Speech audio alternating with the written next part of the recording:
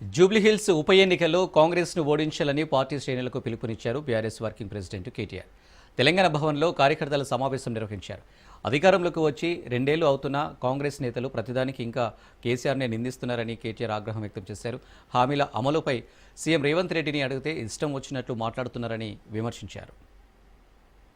Election ఒక మంచి మోకా మీకు, ఎందుకంటే మళ్ళీ ఇప్పుడు తప్పిపోయిందంటే మళ్ళీ జిహెచ్ఎంసీ దాకా దొరకడు కాంగ్రెస్ వాడు.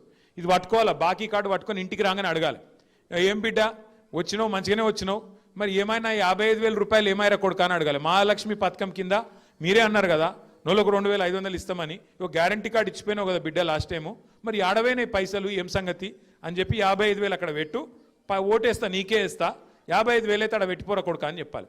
ఇంకొక డేంజర్ కూడా ఉన్నది, మీకు యాద్ చేస్తున్నా, నేను ముందే చెప్తున్నా.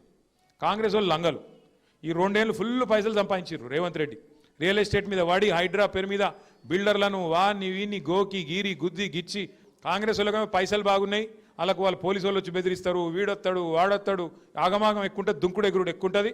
అది చూసి మీరు హైబత్ తినకూరు, ఏం కాదు.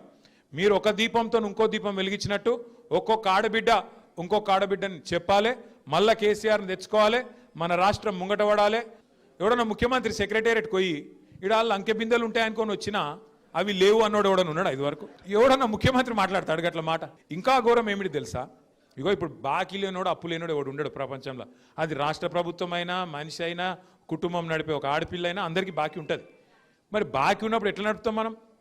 లోపల బనీన్కు పొక్కలున్నా మీదికెళ్ళి మాత్రం కడకంగి వేసుకొని తిరుగుతాం. ఎందుకు?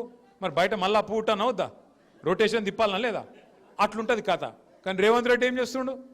మా రాష్ట్రం దివాలా తీసింది, మా రాష్ట్రం క్యాన్సర్ పేషెంట్ అయిపోయింది, మా రాష్ట్రం సంకనాకిపోయింది, నేను ఢిల్లీకి పోతే నాకు ఎవడు అపాయింట్మెంట్ ఇస్తలేడు, నన్ను దొంగ లెక్క చూస్తారు. మరి దొంగ లెక్క చూడకుండా ఎట్లా చూస్తారు నాకు అర్థం కాదు. ఇంకొక మాట అంటుండు, అపాయింట్మెంట్ ఇస్తలేరండి నాకు, ఆడ పోతే చెప్పులు ఎత్తుకపోతాడని అపాయింట్మెంట్ ఇస్తలేరంట. ఇక గిట్లా మాట్లాడినాక ముఖ్యమంత్రి ఎవడన్నా వస్తాడు? ఆ కొత్త గీడికి ఉన్న కంపెనీలు పారిపోతాయి తప్ప ఎవడన్నా కొత్తవాడు వస్తాడు, వచ్చి పైసలు చేతిలో పెడతారు. అక్క నువ్వైతే పెట్టుకో, నువ్వైతే ఓటేయి, నీకు బాగా పరిస్థితి బాగలేదు, నాకు ఎరికే, నువ్వు మనోని గెలిపియాలి అని చెప్పి అట్లా ఇచ్చిపోతారు. మీరేం చేయాలి తెలుసా? వాళ్ళు హుషారుగా వాళ్ళు కూడా కాంగ్రెస్ వాళ్ళు పైసలు చేతిలో పెట్టి మిమ్మల్ని ప్రమాణం చేయమంటారు.